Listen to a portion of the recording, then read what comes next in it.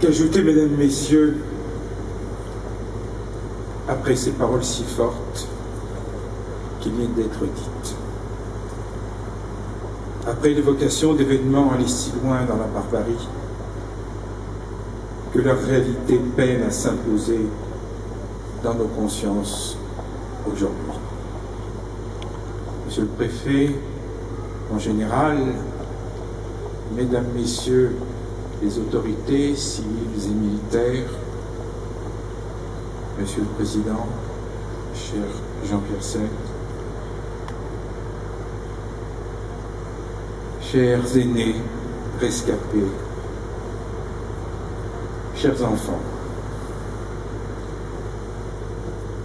une nouvelle plaque en hommage aux déportés résistants du 11 novembre 1943 est donc dévoilée ce jour. Je veux remercier de tout cœur Jean-Pierre Seynt pour les propos qu'il a tenus à mon égard dans son introduction au nom de l'amicale des déportés résistants internés et fusillés du 11 novembre 1943.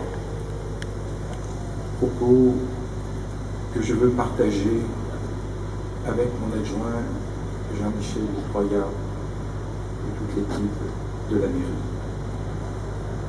Je veux remercier aussi l'ONAC, son directeur, le Souvenir français, son président, de s'être associé à ce projet à l'occasion du 70e anniversaire de l'automne dramatique dont ont duré les Grenoblois en 1943.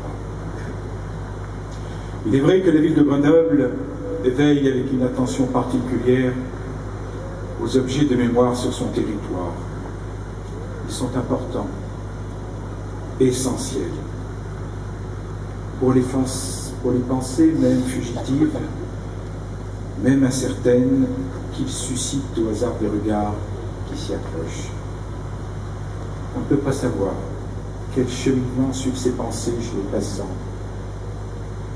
ce qu'elles nourrissent dans leur fort intérieur au regard de leur propre histoire, de leur propre expérience. Mais pour l'éprouver nous-mêmes, ici ou ailleurs, nous savons que ces objets mettent le présent et le passé en résonance, qu'on le veuille ou non. Car pour reprendre les mots de Primo Levi qui viennent d'être cités, c'est bien dans nos cœurs que la trace ne peut s'effacer de ce qui a marqué les générations qui nous ont précédés. La trace de ce qui les a façonnés et de ce qui les a ici tourmentés jusqu'aux confins de la tragédie et la douleur.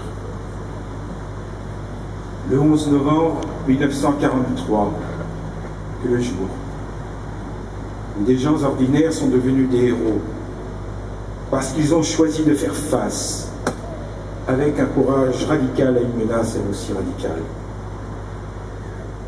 Au nom de l'espérance, par et pour l'homme, il nous appartient de dire et redire que le 11 novembre 1943, l'esprit de liberté qui a soufflé sur notre ville a été plus fort que la défaite, que la peur, que l'humiliation.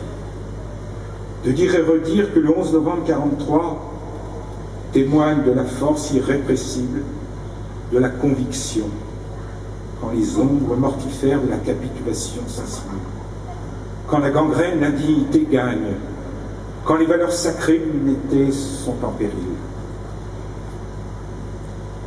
Le 11 novembre 1943 n'est pas un acte isolé dans l'histoire de la résistance locale.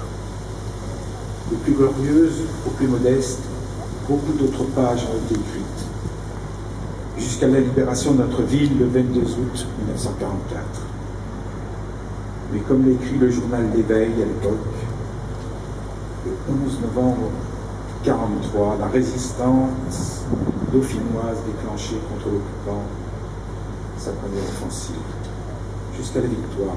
Tout s'est inscrit dans le prolongement de cette journée tragique, fondatrice, exemplaire. Mesdames, Messieurs, gloire aux manifestants du 11 novembre 1943,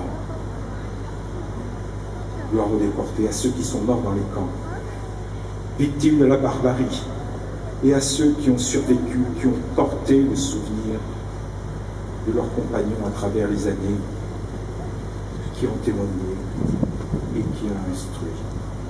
À tous, au nom de la ville de Grenoble, j'adresse avec respect, avec reconnaissance, avec gratitude, le salut de ceux qui sont libres aujourd'hui et qui leur doivent tant.